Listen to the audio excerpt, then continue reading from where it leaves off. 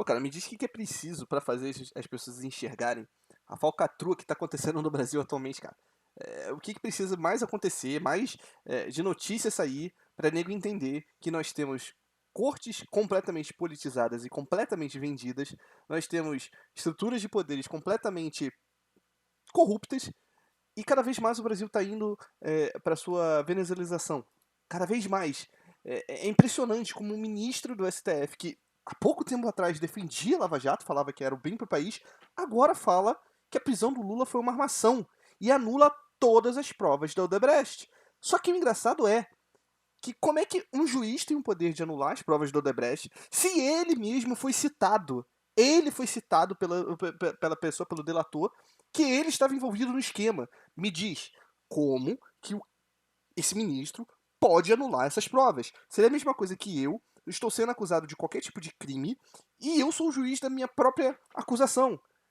Será que eu vou julgar contra eu mesmo? Será que eu vou falar, não, realmente, esse processo vai ter que seguir? Ou eu vou falar, não, essas provas têm que ser anuladas? Como que isso. Como que o Brasil pode ser levado a sério depois disso, sabe? Tá mais do que na cara que isso tá extrapolando os deveres, sabe? Isso já é falta de isenção política. Tem ministros da corte que já não fazem nem mais questão de sabe, aparentar que são isentos. Você vê ministro falando que derrotou o bolsonarista, você vê um ministro falando se fosse no TSE eu ganhava.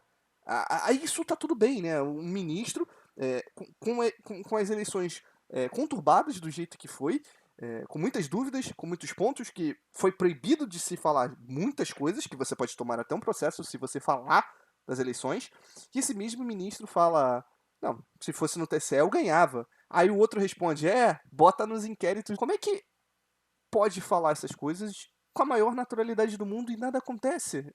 É normal? Já virou normal aqui no Brasil? É que a gente já tá simplesmente a ponto de que ninguém nem faz questão de, sabe, fingir mais?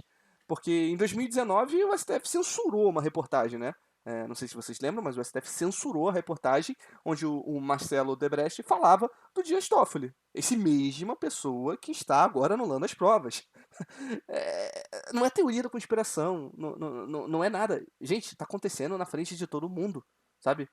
Como que ninguém tá percebendo isso? O próprio Marcelo Odebrecht falava em ter o Toffoli como aliado num futuro. O próprio Marcelo Odebrecht.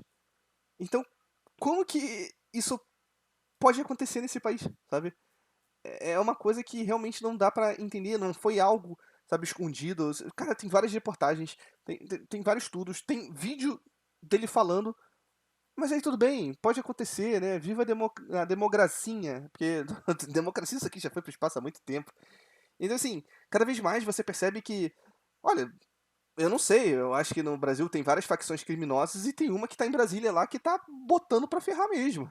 Essa tá sendo a maior organização criminosa, porque se o Lula não consegue fazer as coisas, ele pede pra Suprema Corte. Não, pera aí, me ajuda aí. Pelo amor de Deus, como é que alguém tem a coragem de falar que o Lula é inocente? A gente faz o que com o dinheiro do Odebrecht, então, que teve que ser devolvido? Os outros países. Cara, teve outros países que multaram o Odebrecht.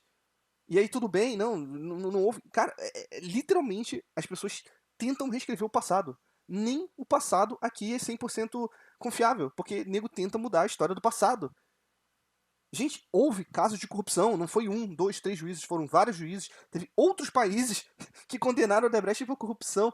E nego, um ministro do STF vem falar que não, peraí, foi o maior crime, né? Foi o pau de arara. Não, pelo amor de Deus, cara. Se assim, ainda tem alguém que defenda isso, olha, eu chamo isso de dissonância cognitiva. É quando a pessoa tá querendo que o que ela pensa seja factível, né? E que a realidade se molde na crença dela. Ela não acredita mais na realidade e a realidade tem que se moldar na crença dela. É a dissonância cognitiva. Sinceramente, eu não sei mais o que falta acontecer para o pessoal perceber que sim, a gente está indo para uma venezuelização, ao mesmo tempo que a gente está indo, virando uma Argentina na economia. E tá claro o plano, tá claro, né? Cada vez mais o totalitarismo vai avançar, as pessoas não estão percebendo, e isso foi progredindo, né? como literalmente se corta um salame.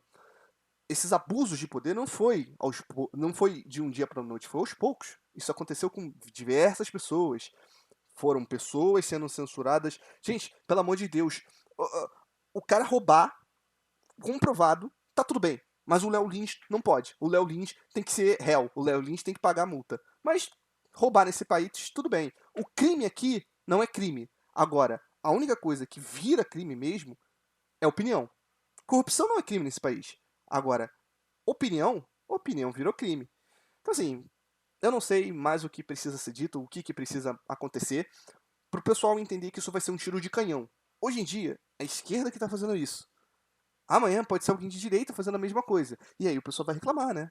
Mas não vai poder, porque já está acontecendo e está todo mundo fechando os olhos, né? Então, bem-vindo à República das Bananas, porque isso aqui não pode ser mais chamado de democracia. Isso aqui já passou de democracia há muito tempo. O Brasil está indo de mal a pior mesmo e as pessoas estão acreditando que isso aqui vai melhorar. Não vai. Enquanto as pessoas não acordarem e tiverem medo de falar, não vai pra frente. As pessoas não podem ter medo de falar. Sim, a única arma que o pessoal tem, que a gente tem, que eu, você, todo mundo tem, é falar. Então não fique com medo de falar. Claro, eu não faço nenhum ato idiota, nenhuma violência, mas fale, comente, debate. Não tenha medo de falar. Porque é exatamente isso que eles têm. O poder do medo. É a única coisa que eles podem fazer. Botar medo em todo mundo. Se você não se desse medo,